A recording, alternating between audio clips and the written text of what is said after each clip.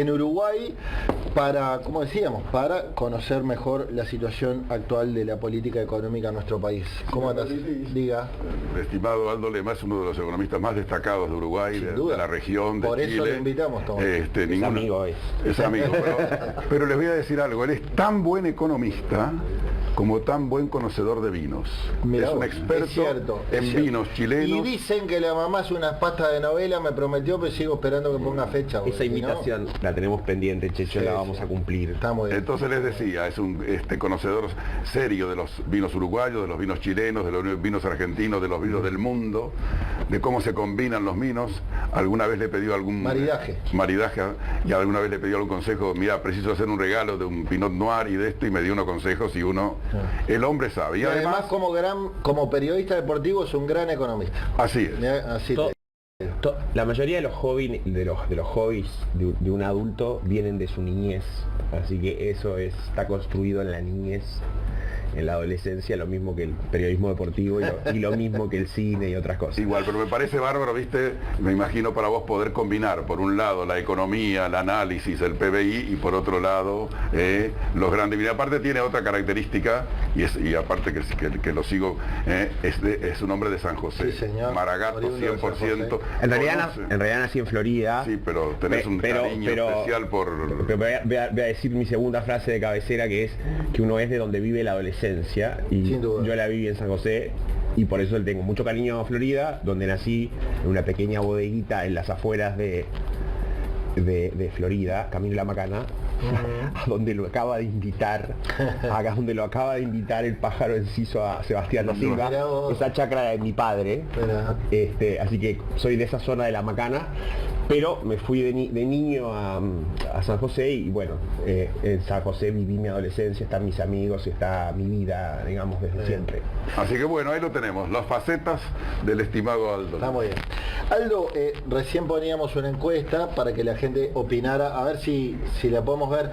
¿Cuál de estos 4 ministros fueron los 4 que elegimos? Entiende la gente que es quien hoy ha tenido una actitud más destacada. Y un par de votitos acá, nomás en el panel, se llevó Gabriel Odone, el ministro de Economía. ¿Cómo ves la figura de Odone? Acá me parece que coincidíamos con Edgardo. Es una figura que por lo menos deja tranquila a la oposición. Quizás no tanto a algunos sectores del Frente Amplio, pero sí a la oposición. ¿Compartís? Bueno, por supuesto, creo que Gabriel Odone está jugando el rol que le fue encomendado. Creo que en el diseño, digamos, del gobierno del Frente Amplio, antes de que llegara el gobierno, en el ciclo electoral y en los años previos, en particular dentro del MPP, había conciencia que el principal factor, o uno de los dos principales factores de la derrota política, en particular dentro del MPP, había conciencia que el principal factor, o uno de los dos principales factores de la derrota política en el año 2019 había sido el mal desempeño económico entre 2015 y 2020, marzo. Segundo gobierno de Vázquez. Segundo gobierno de Vázquez. En parte por condiciones externas muy adversas, no solo por razones internas, pero para la ciudadanía en general eso es más difícil de comprender si son factores externos o factores internos. Y el otro factor importante había sido los problemas de delincuencia y de inseguridad. Así que yo creo que me imagino,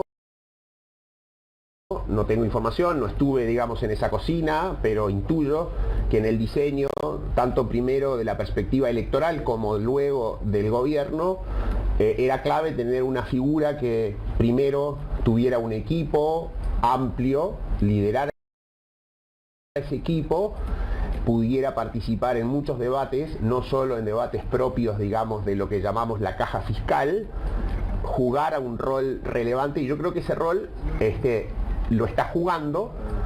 Sin embargo, todavía el partido está como en los primeros minutos, digamos. O sea, no estamos en los momentos más relevantes del partido, que es donde se va a requerir, digamos, un rol tanto del presidente de la República como del propio ministro de arbitraje. ¿Por qué?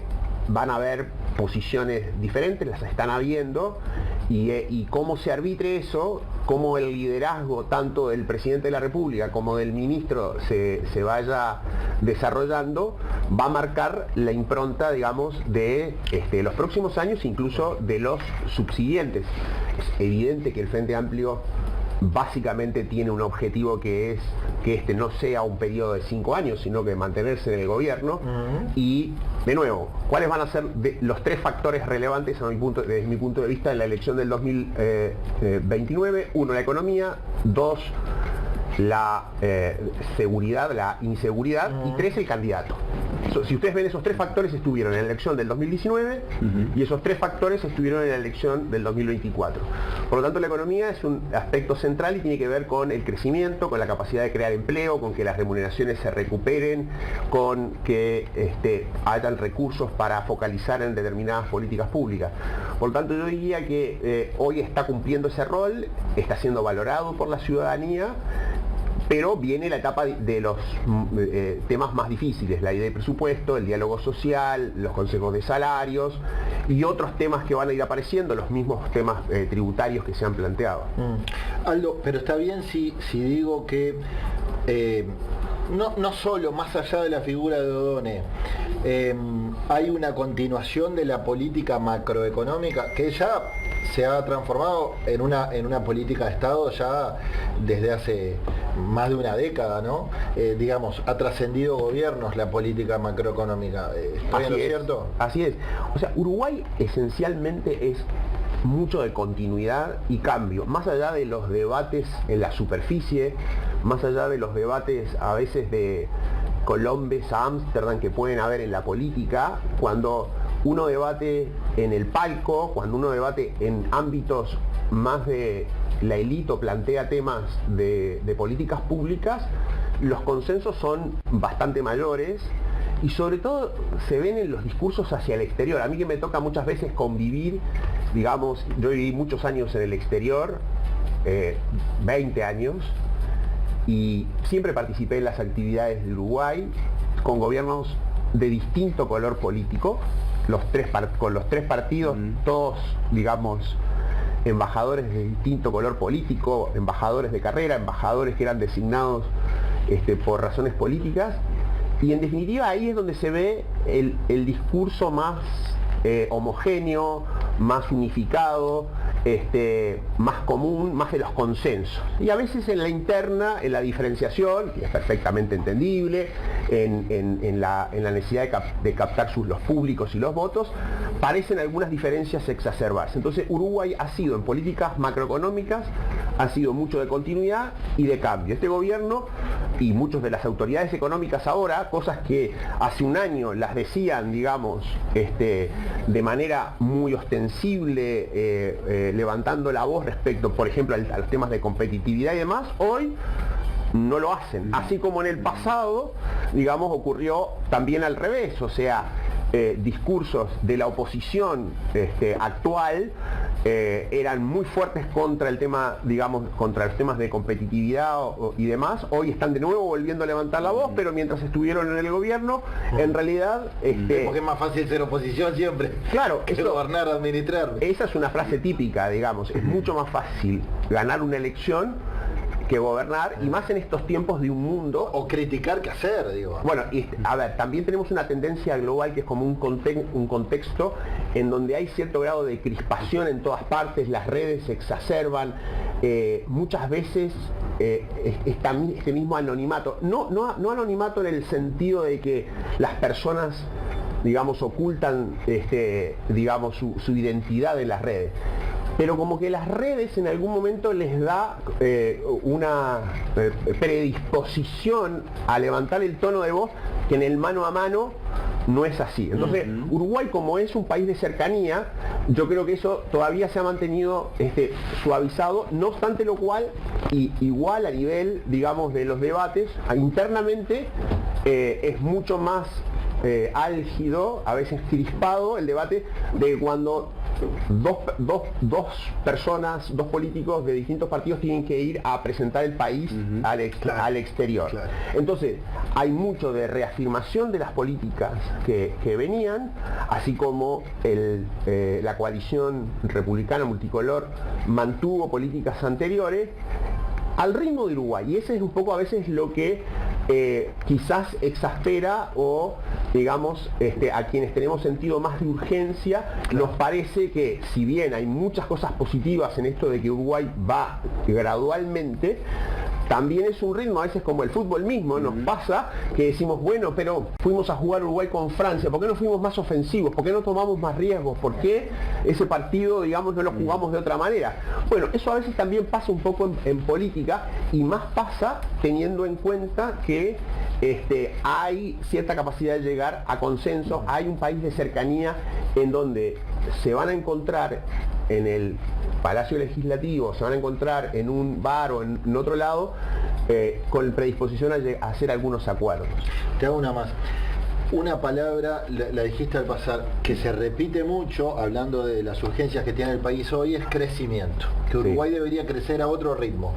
De hecho, el propio Done, antes de ser ministro, y en su último libro, que hizo en coautoría con Nico Batalla, hacía mucho hincapié en que Uruguay necesitaba crecer a más de 3% por lo menos. El tema es cómo.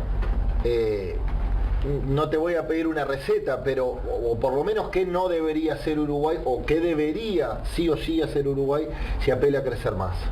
Bueno, primero que nada, yo creo que acá hay un tema más de fondo y filosófico respecto a no apuntarle a cosas de segundo orden o de tercer orden que a priori parecerían que van a subir el crecimiento económico, pero que son marginales y pueden ser bienvenidas. Para crecer más es muy simple y muy complejo al mismo tiempo. A ver. Es muy simple. Se necesita más acumulación de factores productivos, esto es, más personas trabajando, o, si no tenemos más personas trabajando, personas que tengan mejor educación, significativamente más educadas, que tengan capacidad de ser más productivas y como consecuencia de eso tener un salario mayor. O sea, esos son lo que llamamos los factores productivos. Eso es inversión. Inversión en capital físico, inversión en capital humano. La inversión en capital físico y en capital humano básicamente se mueve por rentabilidad.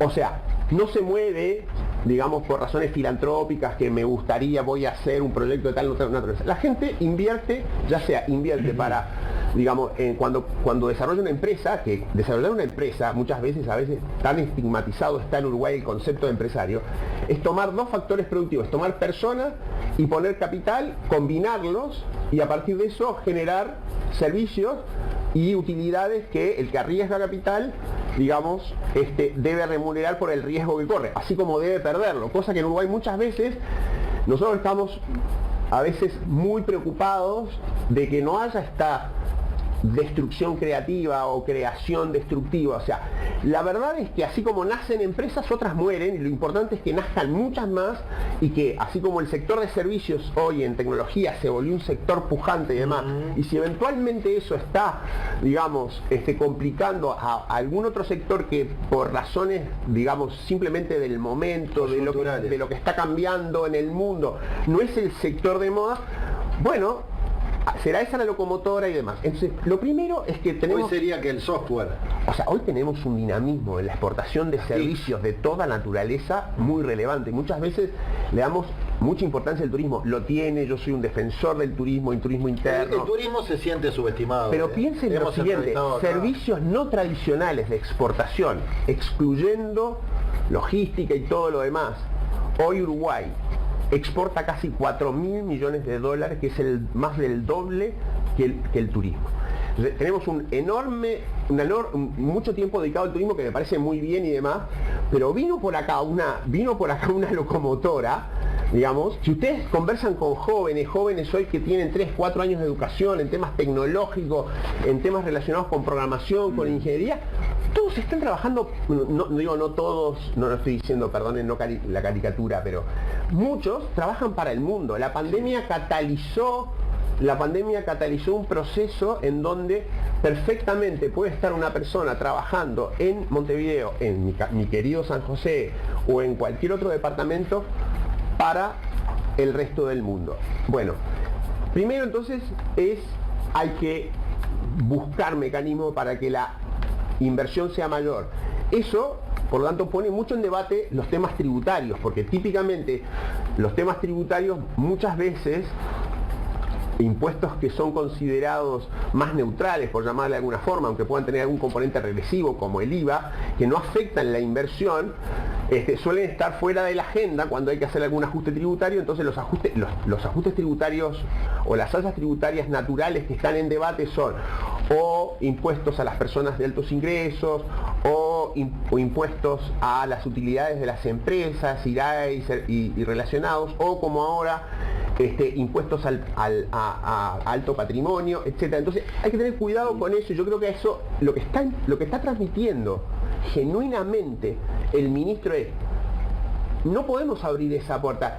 Y el solo hecho de plantearlo, el solo hecho de tener la amenaza latente, probablemente nos va a tener a gente que estaba viniendo a Uruguay con una alerta de: aquí nos invitaban a venir los Galperín de este mundo, el principal accionista de Mercado Libre que está en Uruguay, y que está empezando a tener impacto en el ecosistema emprendedor, porque que esté Galperín acá significa que hay empresarios uruguayos que se juntan con Galperín, porque Galperín apoya entidades filantrópicas, entonces empieza a ser conocido en la sociedad y genera unas externalidades y unos efectos positivos. Entonces, todo eso que se hizo en los gobiernos de distinto color político, no lo hizo el último gobierno, esto empezó antes, y a partir de que eso, digamos, se desarrolló legalmente antes, después fue plantando las semillas y la pandemia catalizó y generó un impacto adicional.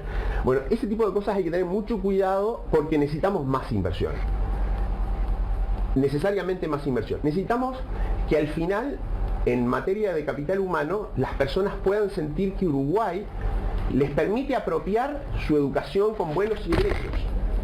Irlanda, a finales de los 80, era un país muy educado, pero no tenía oportunidades. Entonces la gente se iba, y así ustedes han visto muchas películas y mucha llegada de irlandeses a Estados Unidos, etcétera y demás, hasta que en algún momento cambió de enfoque. Dijo: vamos a tener una política que sea muy agresiva en términos de baja en la carga tributaria para que las empresas se localicen en Irlanda, y de esa manera tuvo Irlanda, digamos, un gran dinamismo. Entonces, y el tercer factor, estamos hablando, primero, necesitamos más horas trabajadas, o más personas que trabajen, o que estén más educadas, o capital humano. Necesitamos más inversión. Por lo tanto, tengamos bien presente todo lo que es la parte tributaria. Y lo tercero es la productividad. Cuando decimos productividad, un cliché, ¿no? Claro. Hay que aumentar la productividad. Entonces, ustedes cuando es similar a crecimiento, ¿no? Exacto. Para los que no estamos metidos en temas económicos, Uruguay debe crecer más, parece perogrullo. Obvio. Por eso digo, el tema es saber cómo. Entonces hay que empezar a pedirles respuestas a quienes ustedes entrevistan más, digamos, categóricas, más precisas. ¿Qué es aumentar la productividad? También es bastante simple y muy complejo. La verdad es que es bajar costos. Para lo que estoy haciendo, hacerlo con menos costos, o con los costos actuales hacer más. Y ese chip no lo tenemos en Uruguay. Ya entendí, como Peñarol en el mercado de pases. Bueno, al final... te ofrezco un préstamo, dámelo 6 meses, pues al final, el fútbol, por ejemplo, yendo al primer factor, el fútbol es, quizás en Uruguay, una de las industrias de mejor desarrollo de capital humano. O sea, ¿qué es lo que hace el fútbol? Captura talento, lo mejora, lo va desarrollando, lo presenta, y después vale mucho más. Y lo toma riesgos. Claro, obvio. Cuando, a ver, por decir algo, Palma, cuando tiene su scouting en toda la zona, digamos, norte, oeste de Montevideo, bueno, va a recibir a un conjunto de jóvenes, algunos lamentablemente no van a poder cumplir con sus aspiraciones. Invierte en ellos, los va preparando, los va, digamos, desarrollando. Los cotiza. Pero invierte sobre todo, para que entonces en ese sentido, al final lo hace con un enfoque de costos, o sea, en el fondo tiene que mantener ciertos costos acotados y demás, no puede salir y comprar futbolistas si no tiene luego, digamos, la capacidad de desarrollar, digamos, el proyecto económico. Y eso, en algún sentido, digamos, es extrapolable a lo que estamos hablando en términos de que Uruguay necesita ser mucho más productivo, necesita ser mucho más con lo mismo, o necesita hacer lo mismo con menos. Entonces, deberíamos tener un chip, un enfoque que es reducción de costos, Y en general ese chip no lo tenemos. No lo tenemos en el sector público, pero tampoco lo tenemos en el sector privado. Entonces, en general, esos son los tres fenómenos. Yo en ese sentido soy pesimista, porque así como Uruguay tiene cosas positivas de la continuidad, de que no tiene cambios abruptos, al final el país es más valorado porque va por bajo riesgo que por que sus proyectos o sus empresas o su capital humano tiene una alta rentabilidad. Muchos volvemos a Uruguay porque valoramos un montón de aspectos familiares, personales y demás, pero la verdad es que cuando uno conversa con gente que quiere volver y dice, no, pero yo la verdad económicamente estoy mucho mejor, etcétera, acá uno puede contar también lo que vivió su experiencia en el exterior. Y en definitiva es una sociedad que desde el punto de vista de la movilidad social, digamos, es difícil. Y nosotros tenemos que promover más movilidad social. Entonces, el riesgo, y el otro gran tema que ha estado en discusión, los temas redistributivos. Cuando el foco está muy puesto en redistribución, eso hace que esté menos puesto en crecimiento económico y en movilidad.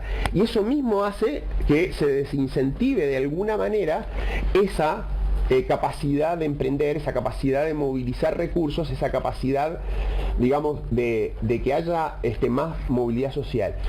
En donde quizás en el fútbol sea la única excepción. Aquí ¿a alguien le preocupa la escandalosa desigualdad en la distribución del ingreso que se ha producido entre los salteños?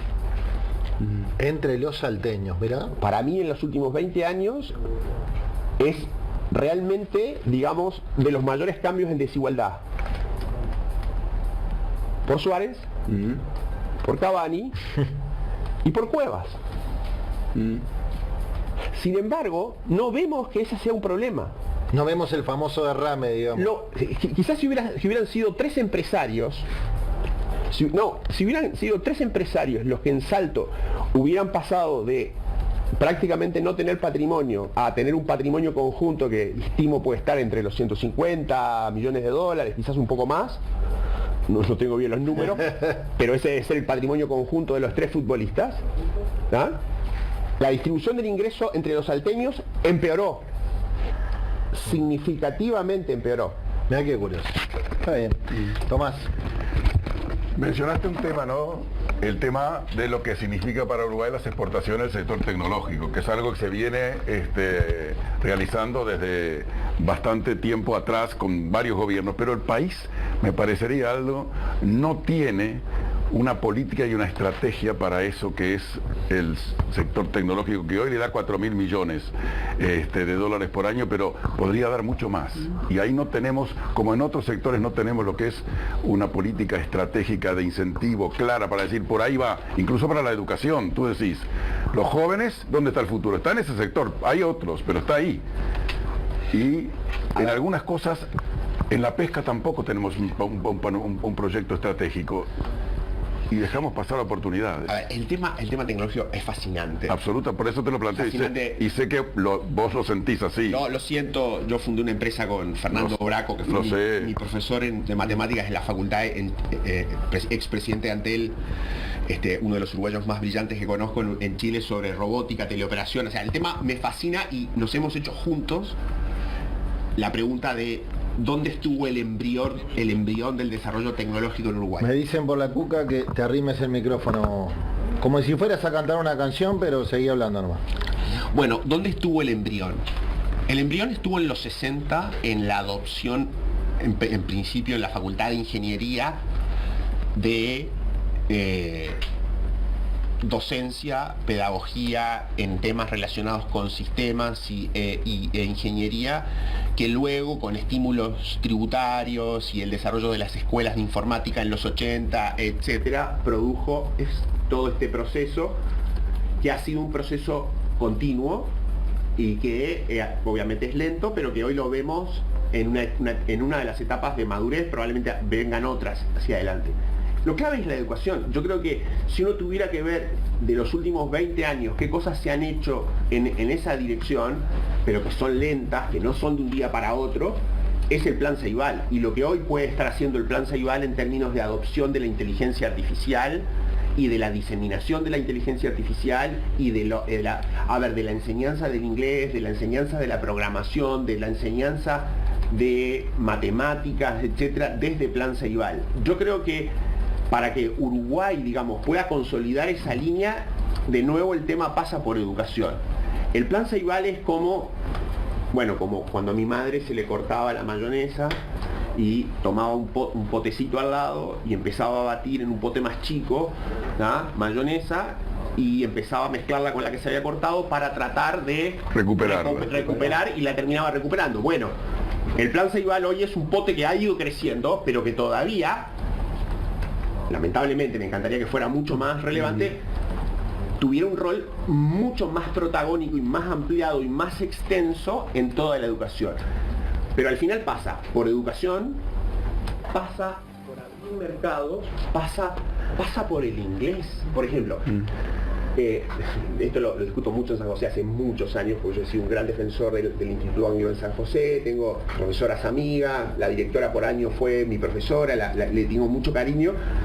Y yo cuando muchas veces me dicen en San José, vamos a hacer una propuesta desde la intendencia de tal tipo o de tal otro en materia de educativa o en materia de política pública, yo digo, pero ¿por qué no nos planteamos objetivos un poco más, menos ambiciosos, pero con mayor impacto? Por ejemplo, un número de becas anuales para adolescentes que, digamos, puedan hablar inglés.